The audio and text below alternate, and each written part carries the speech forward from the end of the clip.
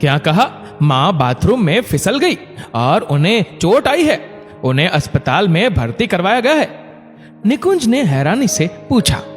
Phone की दूसरी तरफ घर में काम करने वाली माया थी, जो उसे सूचना दे रही थी।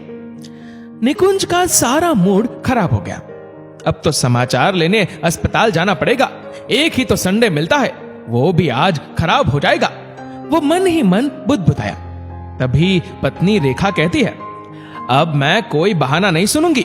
इतनी मुश्किल से मूवी का प्लान बना है और तुम्हारी माँ को भी आज ही बाथरूम में गिरना था। अब इनकी ही सेवा में जिंदगी गुजार दे या अपनी जिंदगी भी देखे।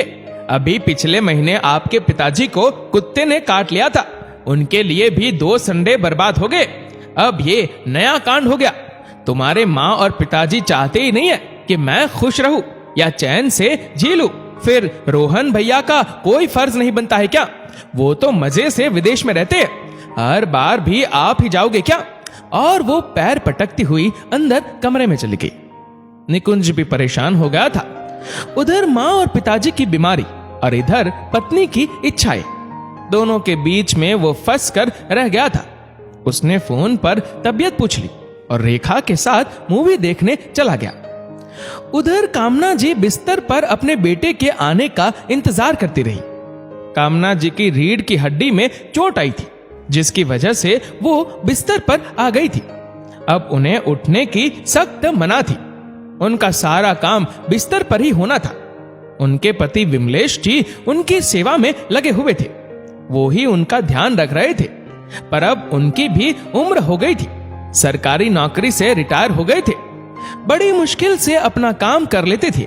वो खुश रहते थे क्योंकि कामना जी उनके साथ रहती थी और उनका पूरा ख्याल रखती थी। पर अब वो भी बिस्तर पर है। पत्नी के बीमार होने से वो टूट गए थे। यूं तो घरेलू सहायिका माया थी, जो घर का कामकाज कर लेती थी, पर उन्हें पत्नी का इस तरह बिस्तर पर रहना कचोट रहा था। मन कह रहा था कि कामना जल्दी से ठीक हो जा, फिर हम सुबह शाम की सैर पर चलेंगे। कामना जल्दी से ठीक हो जा, फिर हम मिलकर बगीचे की देखभाल करेंगे। कामना जल्दी से ठीक हो जा, फिर हम मिलकर ताश खेलेंगे। पर अब उनकी हर कदम की साथी ही बीमार पड़ गई थी। वो अस्पताल पहुंचे ही थे कि डॉक्टर ने कहा, इनकी रीढ़ की हड्डी में फ्रैक्चर हुआ है और अब इनकी उम्र भी ज्यादा हो गई है, तो रिकवरी में काफी समय लग सकता है। हो सकता है यह ठीक हो जाए और हो सकता है यह ठीक ना हो। सब कुछ ईश्वर पर निर्भर करता है और बस इनके मन में जीने की इच्छा होनी चाहिए। विमलेश जी सुन रहे थे। अभी उन्हें एक कांधे की जरूरत थी जिस पर सिर रखकर वो तसल्ली से रो सके। निकुंज ने तो बस फोन पर समाचार लेकर अपने फर्ज से मुक्ति पाली और छोटा बेटा रोहन अपने परिवार समेत विदेश में बस गया था। कहने को 2 बेटे थे, पर बुढ़ापे के लिए कोई सहारा नहीं था। जब भी बेटों से खर्च मांगो तो वो महंगाई और बड़े शहरों के खर्चों का रोना रोने लगते थे। सारा रोना उनके ही सामने रोते थे। वैसे उनके घूमने फिरने और पहनने ओढ़ने में कोई कमी नहीं थी। दोनों बेटों की नौकरी भी अच्छी थी और घर भी शानदार था। पर ये अलग बात थी कि उसमें बूढ़े माँ पिताजी के लिए कोई जगह नहीं थी। इसलिए विमलेश जी ने भी अब कहना छोड़ दिया था। वो पेंशन में ही जैसे तैसे गुजारा कर रहे थे। 1 सप्ताह अस्पताल में बिताने के बाद डॉक्टर ने छुट्टी तो कर दी, पर घर आकर भी कामना जी बिस्तर पर ही थी। सामने बीमार पत्नी को देखकर उनकी आंखें भर आती थी। पानी पानी, कामना जी ने आवाज लगाई तो विमलेश जी ने 2 घूंट उनके मुंह में डाल दिया। बच्चे नहीं आए? मेरे बच्चों को बुला दो। अपनी बीमार मां से मिलने भी नहीं आए। और उनकी आंखों से आंसू बहने लगे। क्यों रोती हो? बच्चे आ जाएंगे, उन्होंने झूठी दिलासा दी। कब आएंगे? कितने दिन हो गए।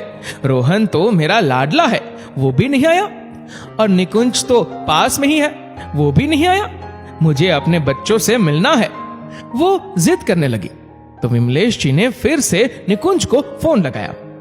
पिताजी, मैं इस सप्ताह भी बहुत व्यस्त हूं तो आ नहीं सकूंगा, पर अगले सप्ताह आने की कोशिश करूंगा।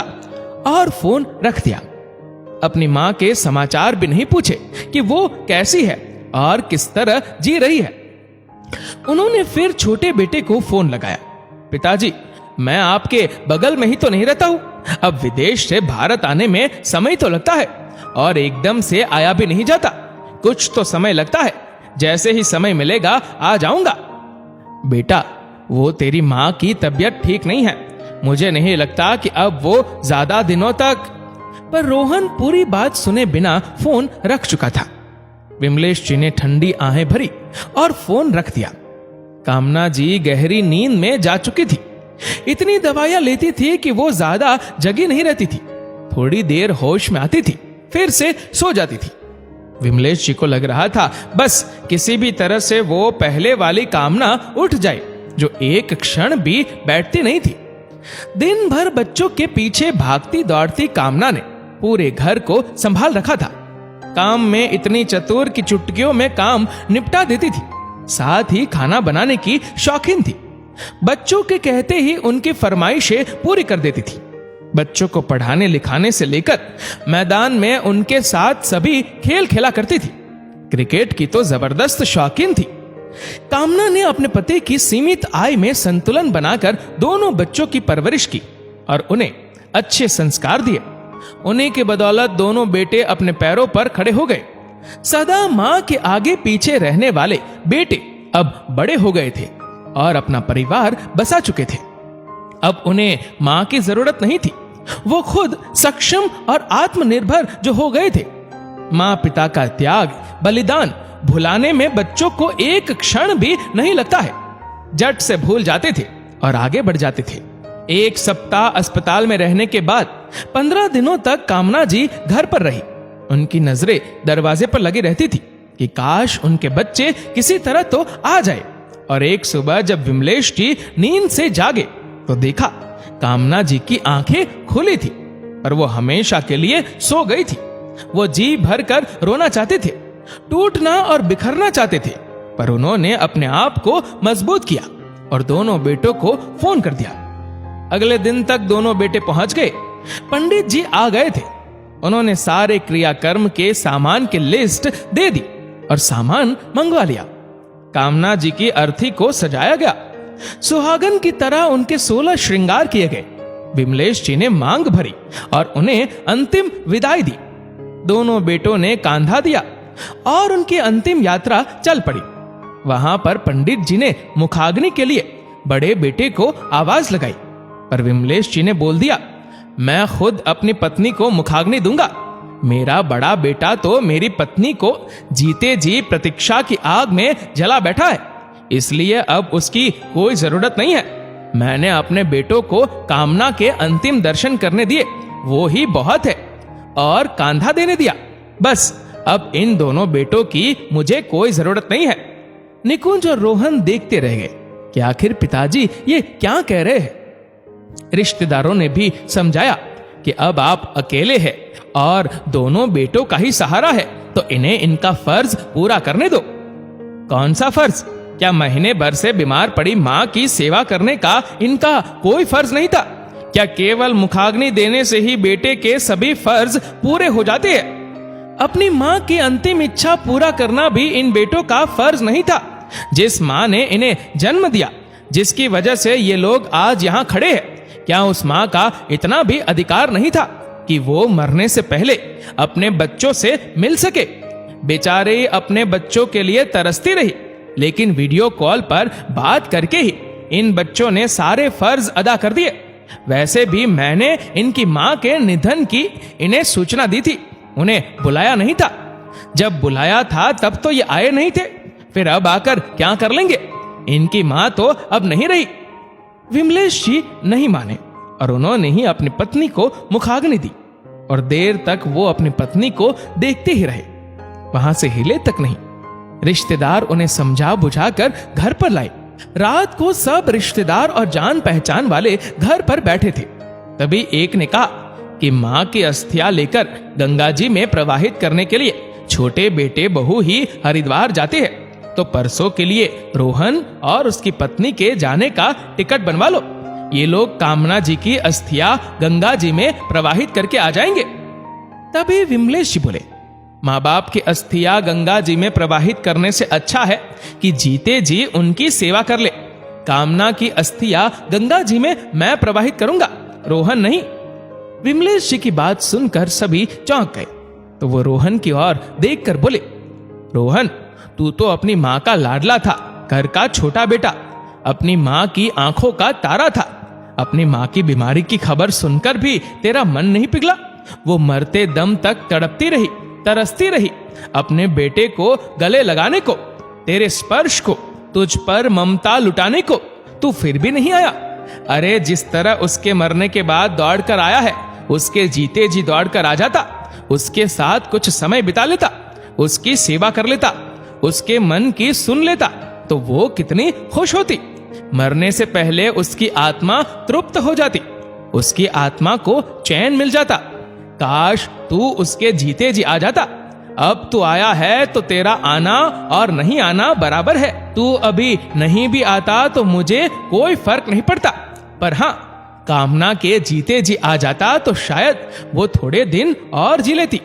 क्या तू बचपन का सारा प्यार भूल गया?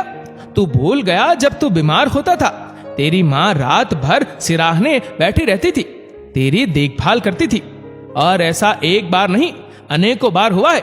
तेरे हर दुख में वो तेरी छांव बनकर रही। तेरे दुखी होने पर उसका चेहरा भी उदास हो जाता था। विदेश में क्या बस गया, अपने माँ और पिताजी को ही भूल गया। विदेश में तुझे सारी सुविधाएं मिल जाएगी, पर माँ के आंचल की ममता कहीं नहीं मिलेगी। कामना तुझे याद कर करके रोती रही, जब भी नींद खुलती तेरा ही नाम लेती। रोहन आ गया क्या? वो कोई उत्तर ना पाकर फिर निराश हो जाती। अपने कलेजे के टुकड़े को उसने विदेश तक जाने दिया, क्योंकि वो सिर्फ तेरी खुशी चाहती थी। बदले में उसे क्या मिला? इंतजार और सिर्फ इंतजार। गंगा जी में माँ की अस्थियां प्रवाहित करने से एक बेटे के फर्ज पूरे नहीं हो जाते। रोहन एकदम चुप हो जाता है। बाकी रिश्तेदार भी कुछ नहीं कहते। एक मौन सन्नाटा छा जाता है। विमलेश जी ने जैसे प्रण ही ले रखा हो कि जिस तरह उन्होंने अपने बड़े बेटे को मुखाग्नि नहीं देने दी, उसी तरह वो अपने छोटे बेटे को भी कामना की अस्थियां गंगा जी में प्रवाहित नहीं करने देंगे। निकुंज और रोहन, तुम दोनों यहाँ रुकते हो तो तुम्हारी मर्जी है। वैसे भी तुम्हारा अपना परिवार है, घर है, औफिस का काम है। तुम चाहो तो रुको, चाहो तो चले जाओ, मुझे कोई फर्क नहीं पड़ेगा। मेरी कामना तो ऐसे चली गई जैसे कि वो बे औलाद थी। अब मेरी पत्नी के सारे क्रियाकर्म मैं ही करूंगा। तुम दोनों को तो मैं हाथ भी नहीं लगाने दूंगा। दोनों भाइयों ने माफी मांगी, पर विमलेश जी नहीं पिघले और तीसरे दिन कामना का अस्थि कलश गंगा जी में प्रवाहित करने के लिए हरिद्वार चले गए। दोस्तों, माता पिता की सेवा करना और जीते जी उन्हें खुश और संतुष्ट रखना ही हर संतान का सबसे बड़ा धर्म है। मरने के बाद के सारे क्रियाकर्म तो सामाजिक रीति है जो सब निभाते हैं। हमें माँ पिताजी के जीते जी ही उनके प्रति सभी फर्ज पूरे करने चाहिए। इस वीडियो को लेकर आपकी क्या राय है, नीचे कमेंट करके जरूर बताएगा। और अगर आपको वीडियो अच्छा लगा हो तो इस वीडियो को लाइक करेगा, शेयर करेगा ज्यादा से ज्यादा लोगों तक, और ऐसे ही और भी इंस्पिरेशनल वीडियोस के लिए सब्सक्राइब करें हमारे यूट्यूब चैनल को और फेसबुक पर फॉलो करें हमारे पेज को। धन्यवाद।